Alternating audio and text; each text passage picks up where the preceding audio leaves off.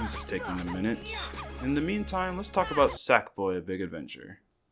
May seem like a random pick, especially after the Animal Well video, but hey, I wanted to make a video on something that wouldn't take me too long to beat while I work on the Kingdom Hearts videos, and Sackboy ticked all those boxes while being a game in a franchise I love, but one I hadn't beaten yet. There are probably several reasons as to why that is, but seeing as I couldn't really narrow down any one big reason, I was hoping this playthrough would give me some clarity on that.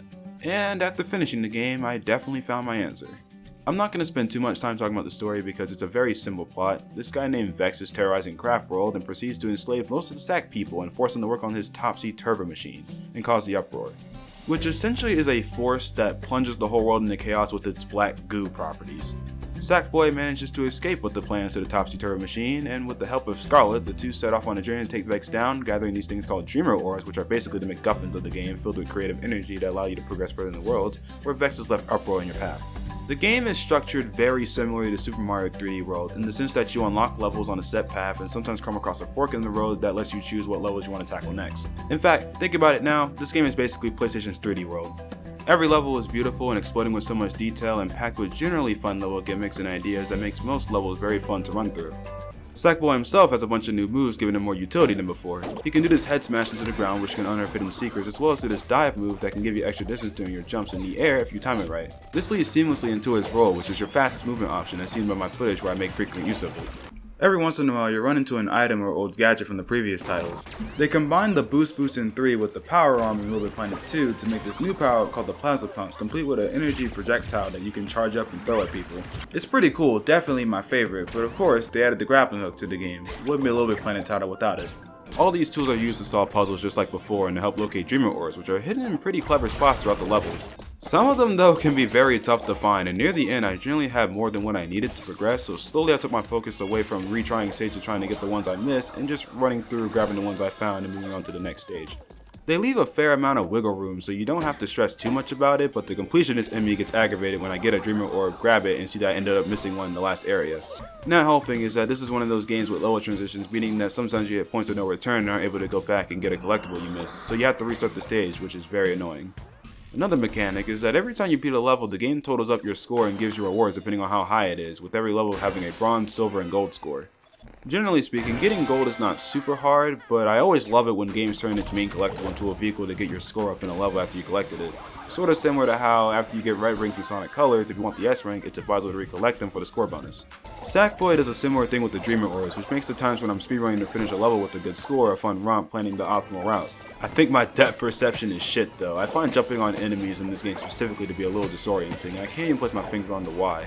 It's like I jump on a guy thinking I have the jump properly lined up and then I hit the side of them and they take damage. Or I'll jump on them and try to continuously bounce between enemies for a better score and just barely miss them. The feedback from me doesn't feel like I'm actually stomping on enemies, but more so tapping a hitbox slightly above their heads, which disorients me.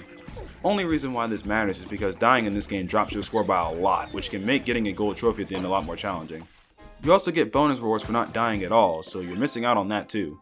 The rewards are typically outfit parts, which are a staple of the series, but this game has a big list of costumes you can buy from Zamzam Shop, and you can mix and match the parts as well.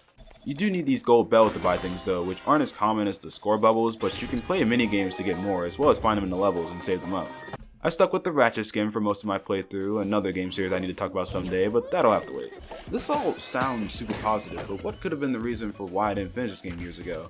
Well, a single reason: burnout. Sackboy: A Big Adventure is a fun game, no doubt, but most of its best levels are in the back half of the game. The stuff you play at first is definitely fun, but nothing really groundbreaking. Not that it had to be, mind you, there were just other games I think I wanted to spend time with instead of this one, and some of the levels in the second world and a bit of the third was really burning me out, even in this playthrough. But once I got to the fourth world, the levels presented me with a good level of challenge and really fun level design the rest of the way through, and I kinda caught a second win. This whole package is just a really solid 3D platformer. When you need something relaxing to play for a bit, where you just want a simple story and some fun and visually interesting levels, I think that's where this game shines the most. I mentioned earlier that this is basically PlayStation's 3D World, but unlike with Sackboy, I don't burn out easily playing it. The levels there are basically back-to-back bangers. Here I need a break or two going from start to finish, but this is by no means a bad game. The bosses though are pretty underwhelming. You fight Vex 3 times, I can't remember too much of the other ones. In the end, you save Craft World and become an official Knitted Knight, leaving the door open for more adventures, which I can't wait to see if anything comes of that. I know the future of this franchise as a whole is kinda up in the air right now. The devs this year did go back and shut down the servers for all the old games, so all those community levels are now lost to time. But I would love to see them make a new game in the old style and/or keep continuing this. I mean, honestly, they could do both, I wouldn't even mind that. This 3D platformer iteration of Little Big Planet is not bad, and I would love to see where this shit goes in the future. Another perspective to consider is that you can play this game locally and online with up to 3 other people. Some games are just more fun with others, and this is probably one of those situations, and for the most part, I was by myself during this playthrough, so that's probably why I felt the way I did about it. Though I will say this, I hated this then, I hate it now. The levels that require you to have 2 people to 100% complete them, or to even enter them in the first place, you should really be able to 100% these games by yourself. After beating the game though, you unlock a special world with the hardest levels in the game. You need a lot of Dreamer Ores to unlock the rest though, probably all of them if we're keeping with the Mario similarities. Didn't spend too much time here, but I'll definitely come back and finish these on my own time. If you do need all of them though, that just makes my point earlier even worse. Anyways, I think it's time for me to deliver a series of videos that's long since overdue. When I come back, I'll be kickstarting the Kingdom Hearts retrospective. The first videos of RPGs on the channel. I'm excited for that, but for right now, stay safe y'all and have a great day. Peace. It's time for the super cool part of the video where the people who stick around for the end get to hear me ram about bullshit. Let's fucking go. But yeah, that took way longer than it really should have for me to get this video out, and I apologize for that. But at least working on Kingdom Hearts stuff in the later part of the year. The holiday sounds pretty cozy, so I'm looking forward to doing that. But yeah, that's all I pretty much have to say. If you are listening to this, then you're super cool, and you should treat yourself. Yeah, go get some ice cream. I don't fucking know. Anyways, yeah. Bye bye.